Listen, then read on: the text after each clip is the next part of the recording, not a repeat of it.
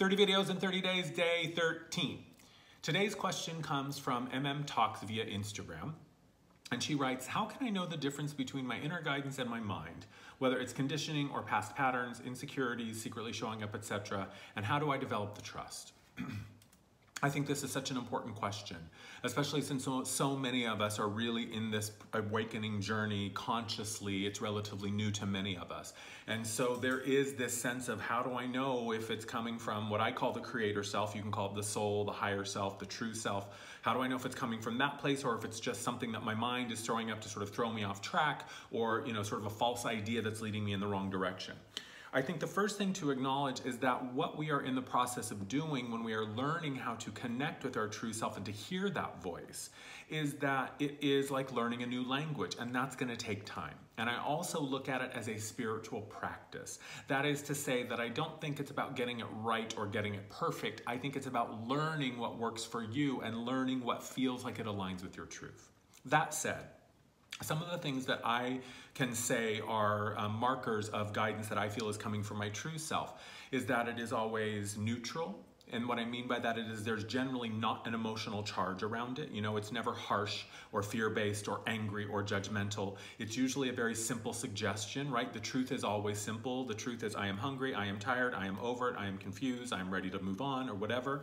So the guidance is oftentimes very simple in its statement as well. It's usually not a big convoluted description or suggestion.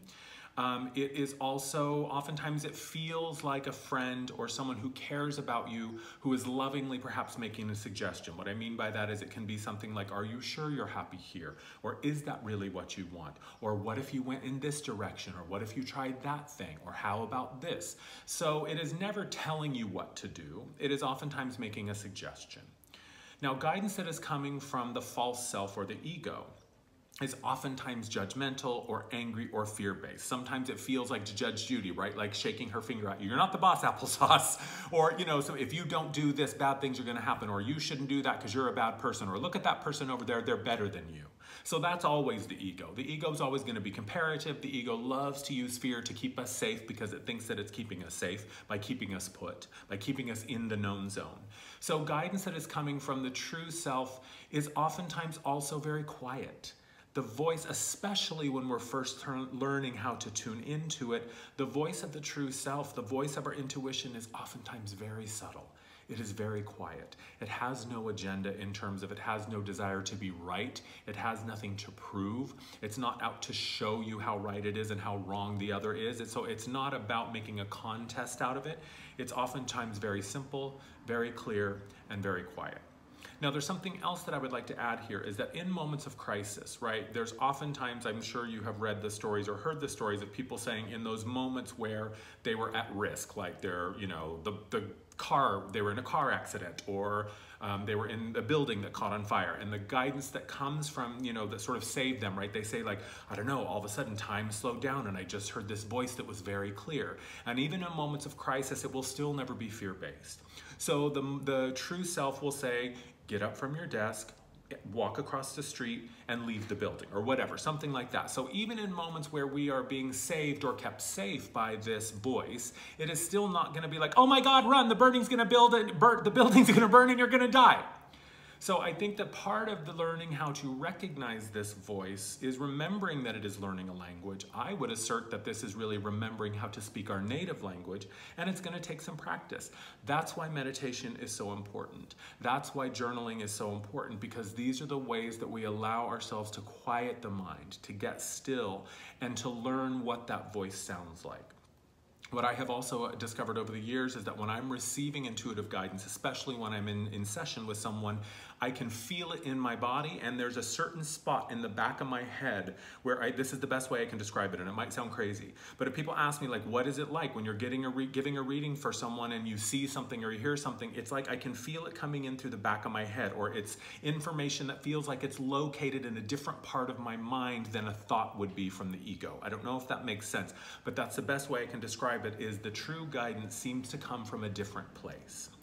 So those are the ways that I have found to learn how to differentiate between true guidance and perhaps the false self, trying to scare you or throw you off track or keep you put or whatever.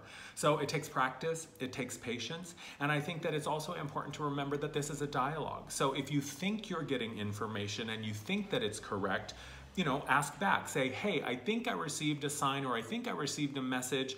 Can you confirm that this is true, or can you make it clearer, or can you make it louder, or can you give me more information? There's also another way to tell. If when the guidance comes and it feels like it's true, but you're not entirely sure you can trust it, sit with the idea or sit with the guidance for a minute and see if it changes, right? Sometimes the ego will present us with an idea that in the moment it's like, oh yeah, that feels like a great idea. I love that idea. But over time, the more we sit with it and the more that we think about that option or going in that direction, it starts to feel like, oh, I don't know if I really trust that, or I don't know if that feels right anymore. So trust that if it's true guidance, it's always going to feel the same. If it's true guidance, it will often reassert itself in the same manner, right? If I get a signal or a sign or a message today and I don't follow it, it may repeat in another way, but it will be the same message and the same sense of feeling and connection. I know that this is perhaps a little convoluted, and frankly, it's a little difficult for me to give you a clear explanation because I think it really is a personal thing. But just know that if it's coming at you, trying to make you afraid or judging you or sounding really harsh or comparative, most likely it's not coming from the true self. Thanks for the question. I hope this helps.